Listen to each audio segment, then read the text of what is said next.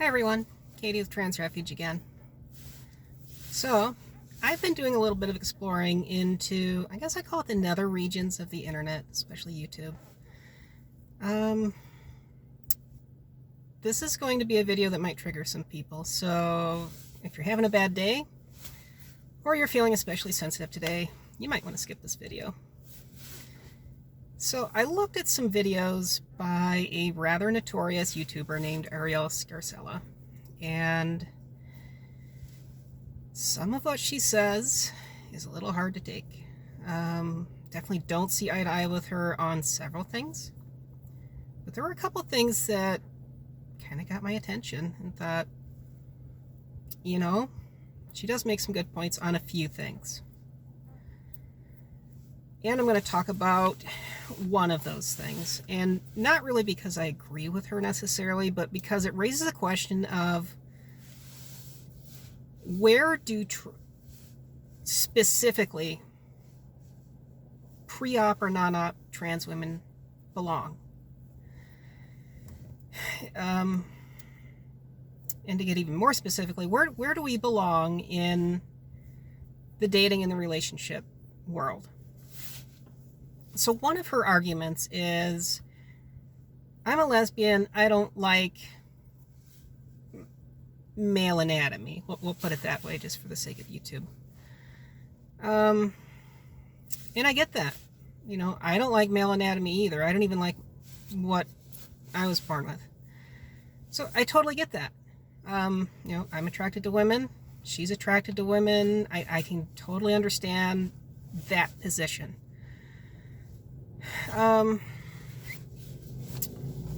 But then she raises some arguments about trans women who are attracted to women, in her estimation, don't belong in lesbian spaces.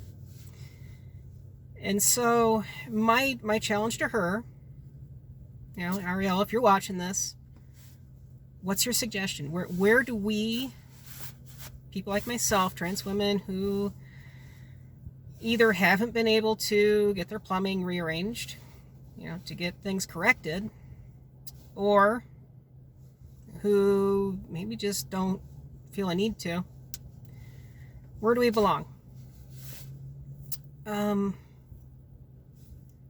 My own view on it is, I don't see myself as invalid if I were to use the word lesbian. I don't usually apply that word to myself because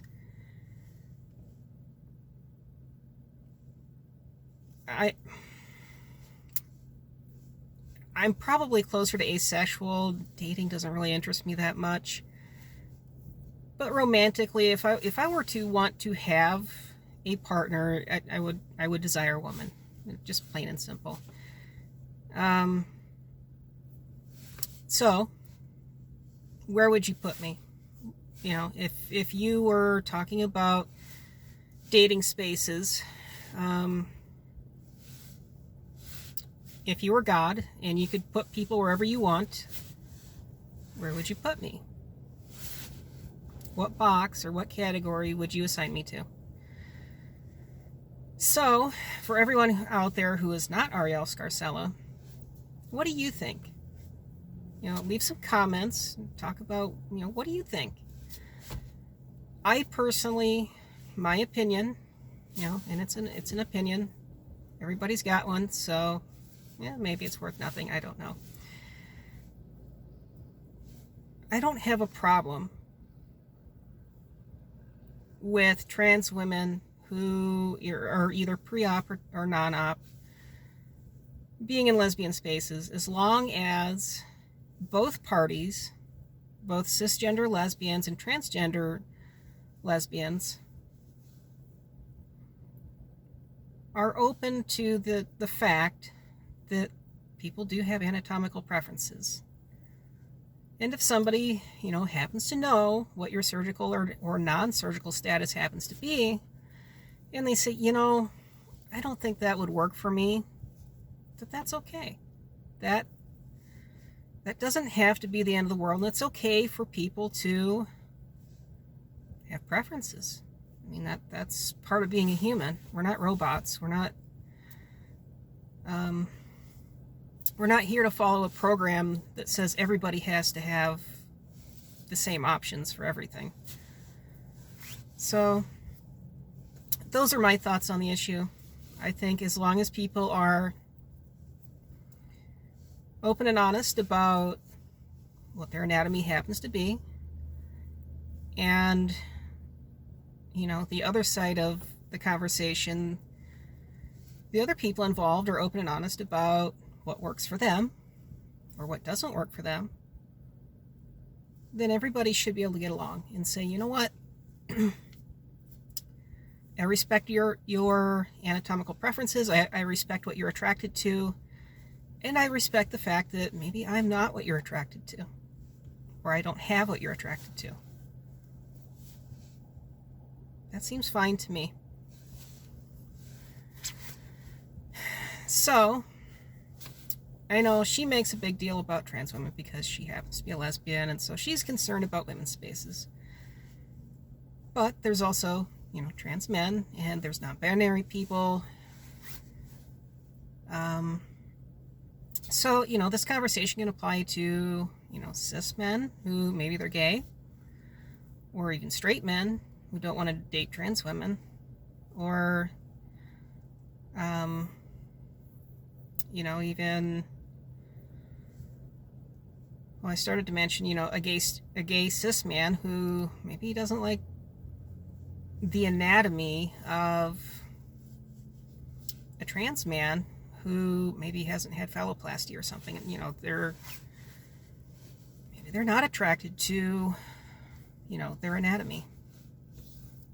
And this is a conversation that it's really hard as far as where our culture is right now, but it's a conversation that needs to happen. As transgender people, and also as cisgender people who may be watching, being open and honest about what you're attracted to versus, well, who's a woman and who's a man. Excuse me, who's a man.